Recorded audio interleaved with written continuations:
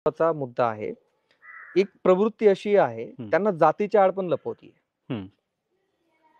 मला असं वाटतं, की जी प्रवृत्ती मग आपण जातीच्या आड ह्या गुन्हेगारांना जर लपवायचं असेल, तर मग आपण शिकलो काय? मग आपण मोठमोठ्या संतांची नावं घेण्यात अर्थ काय?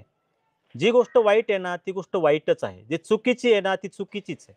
मरणाराला जात नसते आणि ज्यानं गुन्हा केला त्या गुन्हेगाराला जात नसते. गुन्हेगारांना जातीच्या आड लपवणारे जे कोणी असतील, त्यांना पण मला एक सांगायचं आहे, की तुम्ही जात म्हणून ह्या मुद्द्याकडे बघू नका. हं. आणि जर तुम्हाला लपवायचंच असेल जातीच्या आडमध्ये, तर तुम्ही खूप मोठं पाप करताय, की ते कधीही न भरून येणारं जे पाप आहे, की त्याची फेड तुम्ही कुठंच नाही करू शकणार त्या पापाची.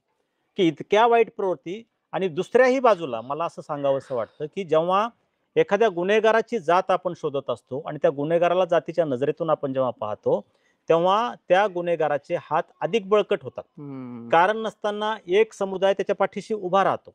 मग त्या समुदायाला सुद्धा कळत नाही, की आपण सपोर्ट कुणाला करतोय, आपण हं. पाठिंबा कुणाला देतोय.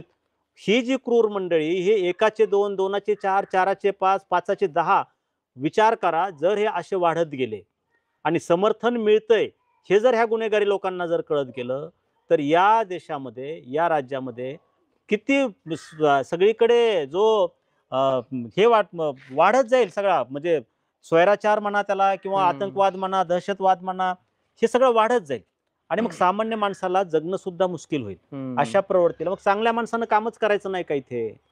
चांगल्या माणसाने समोर यायचंच नाही का? आज संतोष देशमुख आहे, उद्या दुसरा कोणीतरी असू शकतो.